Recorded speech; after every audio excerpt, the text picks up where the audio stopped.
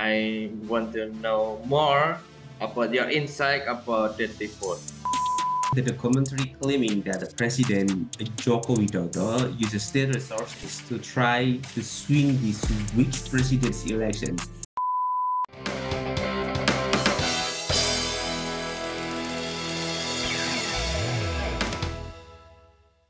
Okay, welcome back to Inside Politics, where we are discussing the implications of Golput in general elections and how recent political developments influence it. I'm Johan, joined by Satrio, a political analyst. Satrio, how does Golput impact the democratic process? All right, so thank you, Mr. Johan. So golput or the absence of the voter sends a strong message about a voter's dissatisfactions. However, it can also lead to a lack of representation for certain voices, potentially skewing the election outcomes. Okay, interesting point. Moving on to the report documentary, it exposes some concerning practices. How do this revelation affect voter confidence? Well, they can significantly erode trust, Mr. Johan. When voters see evidence of unfair practice, it can discourage participation, potentially increasing the abstention of voters. Okay, the Jakarta Post article brings up allegation of undue influence in elections.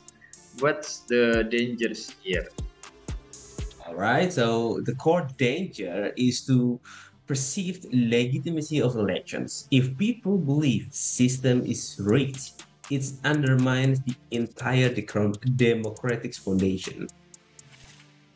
Okay, with the rise of digital platforms, misinformation has become rampant. How does this contribute to Golput?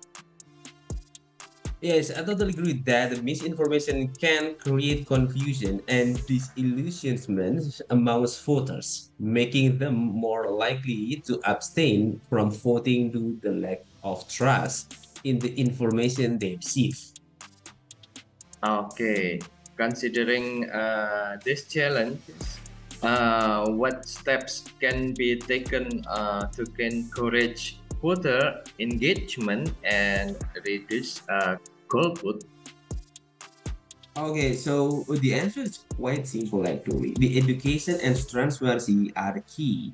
Ensuring voters can have access to accurate information and understand the electoral process can motivate the participation.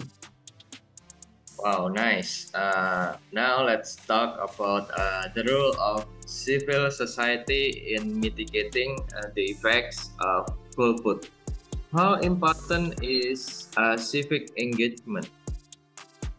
Oh, so this is it's very crucial, Mr. Johan. The civic organization can play a significant role in the voters' education, monitoring elections, and advocating for electoral reforms. Okay, so reflecting on global democracy movements, how can Indonesia learn from other countries in addressing golput and electoral integrity? Oh, that's really interesting. There is much to learn from the global context, such as the importance of independent electoral commissions and the role of international observers in ensuring fair election. Okay, as we delve deeper, let's discuss in the implications of electoral reforms. What kind of reforms could help improve the situation? Okay, so the reforms should be done is the reforms would include stricter regulation on a campaign finance, measures to prevent misissue of states' resources, and enhance mechanism for transparency and accountability. Okay, so with technology playing a larger role in politics, what innovations could help strengthen electoral integrity?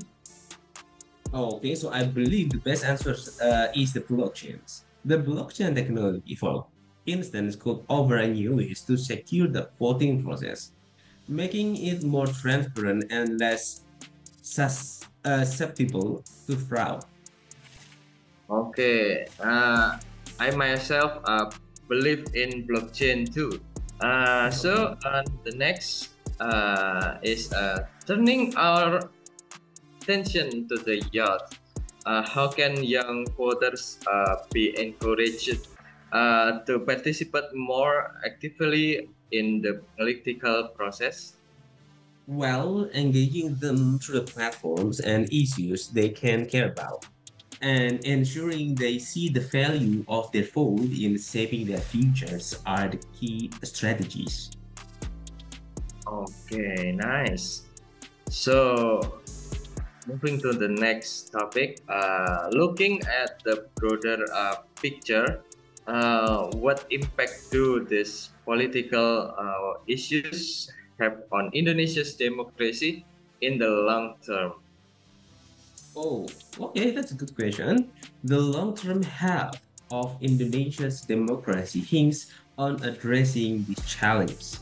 Ensuring fair and transparent elections is essential to maintaining public trust and democratic stability. Wow. Okay. So, maybe any final thoughts on how ordinary citizens can contribute to a healthier political environment? Okay, so yeah, the citizen is one of the factors uh, to uh, to make our democracy still sustainable. So the citizens should be stay informed, participate in discussion, and vote.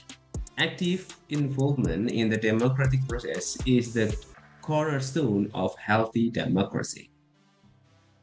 Okay, now we talk more about politics. So, I want to know about dirty food.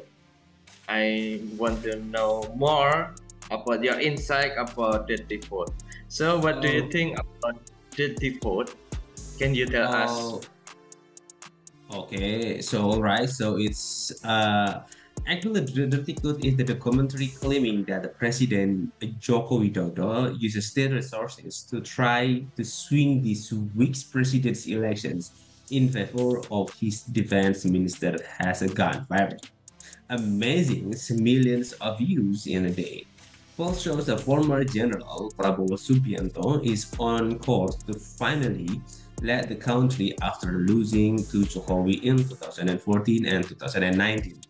Jokowi has been accused by NGOs and legal experts of manipulating eligibility requirements to install his eldest sons as a Prabowo's running mate, as well as the increasing welfare handout ahead of the vote in the tactic boast to the frontrunner, who has a campaign on counting the president's policies. The documentary, Dirty Vote, directed well-known investigative journalist named Dendi Laksono and free to watch on YouTube. As the Jokowi administration has used state official and funds to tilt the vote for Prabowo, among other allegations. The majority of what was told in the movies was something slanderous. It's hit a narrative that is a very assumptive and a very unscientific, said Habib Rahman, the deputy chair of Prabowo's campaign teams. I feel like there is a tendency to sabotage, not sabotage, to create the election with a baseless narrative. The documentary, which features three prominent independent local experts, has racked up more than 8 million views on YouTube since its release on Sunday, with many watchers talking to the social media to comment on its claims. Like Dirty Fruit trended worldwide overnight Sunday with more than half million tweets on X, formerly known as Twitter, And the politician got into the actual, the most is indeed the truth. Mr. Yusuf Kalas, Jokowi's former vice president from 2014 and 2019, told by Metro TV on Monday. It didn't cover anything because it didn't cover what happened in the regions, the village, how the social aid was received, how the officials influence people.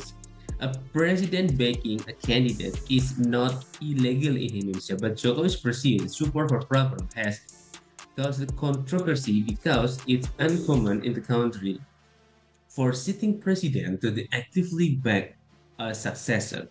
And the Jokowi has said the president should be allowed to campaign, but has denied outright support for any candidates.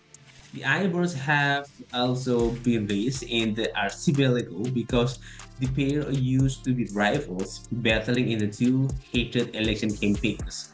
Observers have pointed to worrying democratic backslide Indonesia, but Prabowo's alleged dark past and criticism of dynastic politics appear to matter little at the grassroots, where a million identify with the Jokowi's humble person and attention to ordinary Indonesia. When Constitutional Court at the time headed by the President's brother-in-law changed the age eligibility rules that enabled Gibran to run for the vice president and online outcry did not trigger the mass street protest. Okay, that's the brief of a dirty fool, Mr. Johan. Wow. Okay, so interesting. Shifting gears to the Jakarta Post article, it alleges improper support for an election front runner. How do these claims compare to what's depicted in the documentary?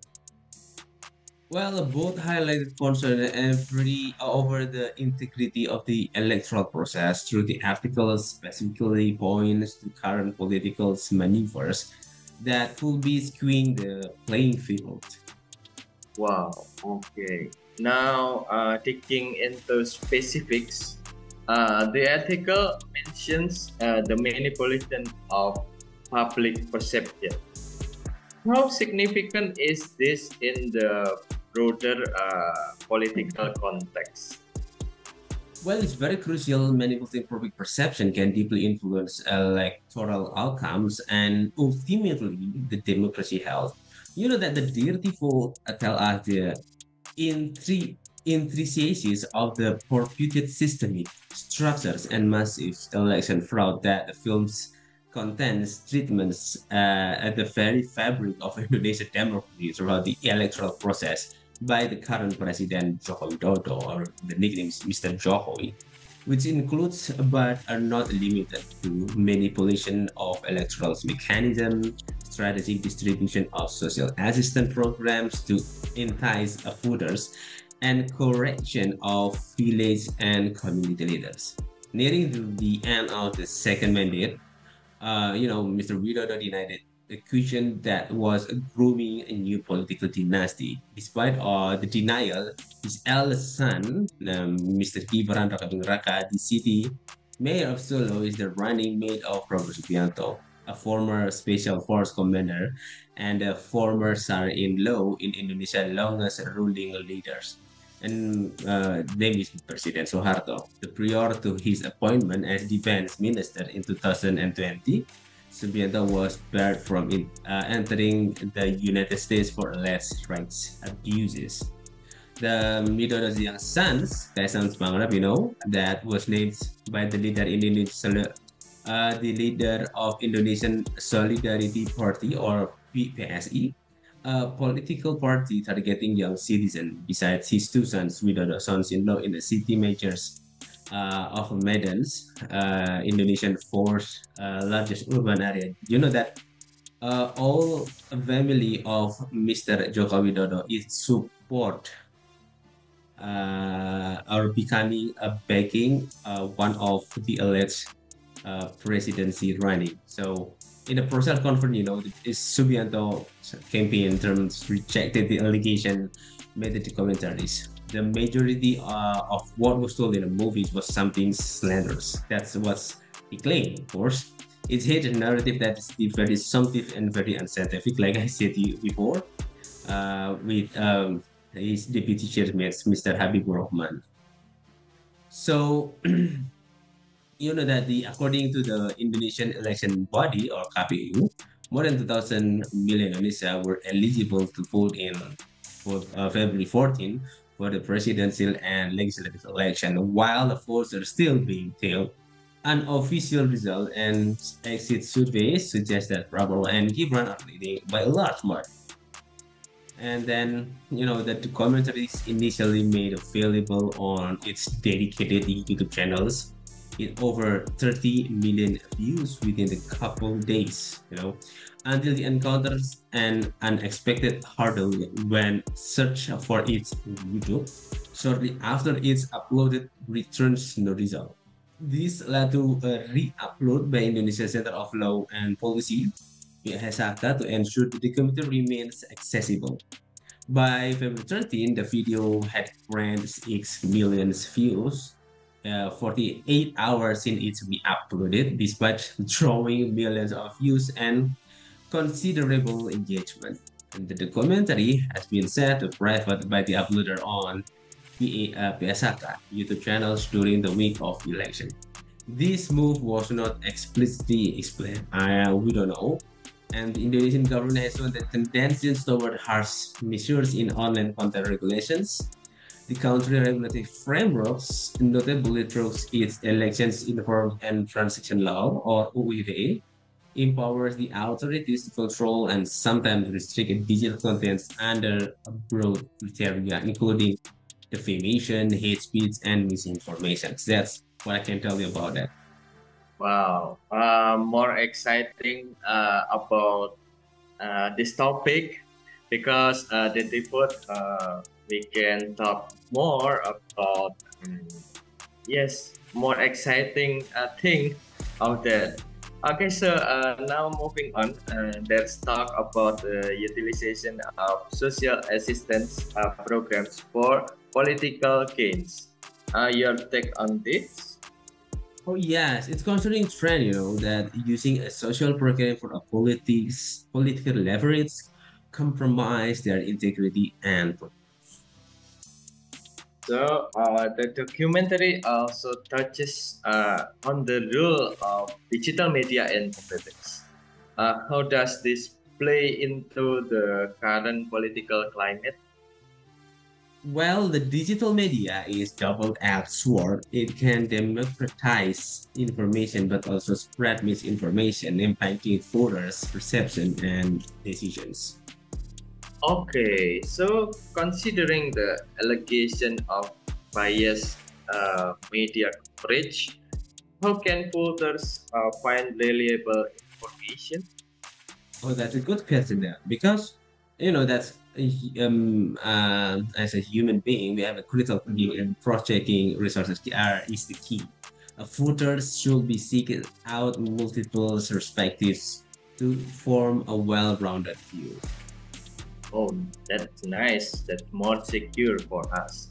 Okay, let's talk about the role of international observers. How important are they in ensuring election integrity?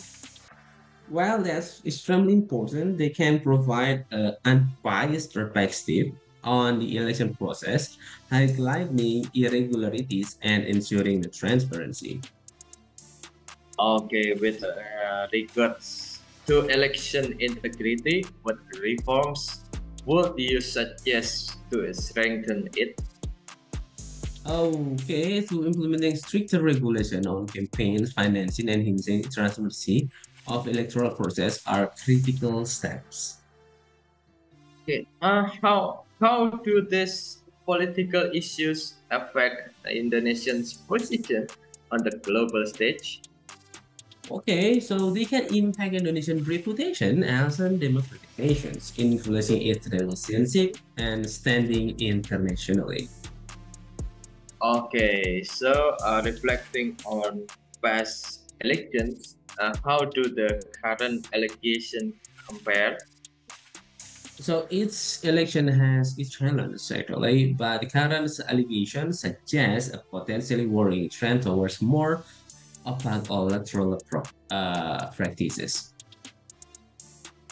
So looking ahead, how might these revelations affect the upcoming election? Okay, so they could lead to increased scrutiny and demands for transparency, possibly inspiring reforms in the electoral system. Okay, now on question of vote, how do you stay informed and unbiased in such a politically charged climate? Okay, right. Okay, so it's interesting questions. It's about constantly questioning and verifying information, of course, and being open to different perspectives to avoid the echo chamber. So you can double cross check and then you stay your open ear and then you can hear every even the hopes or the truth. So and then you need to do it. Cross checks and do your make sense thinking to um, to observe of that information. Yes, that's great. Double check before we receive the information. Okay. So now, for our listeners wanting to engage more actively in political discussions, any advice?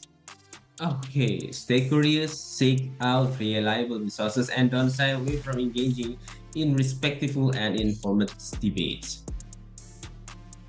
Okay, so as we wrap up, any final thoughts about on how we can collectively contribute to a fairer political landscape?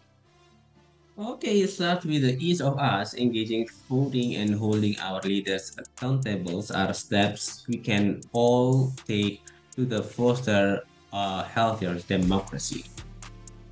Okay, so that's all, Satria. Thank you for such an insightful conversation. And to our listeners, we hope today's discussion enlightens and encourages you to delve deeper into this critical issues. Thank you, Sat. Well, thank you, Mr. Johan. It's been pleasure discussing this matter. So let's strive for more transparent and just political systems. And for the last, thank you. This video is made for fulfill our assignment and the last assignment. So my name is Satrio from the class IT 103, and my friend. Johan Cahyadi from class IT 103. Thank you for the attention and bye bye.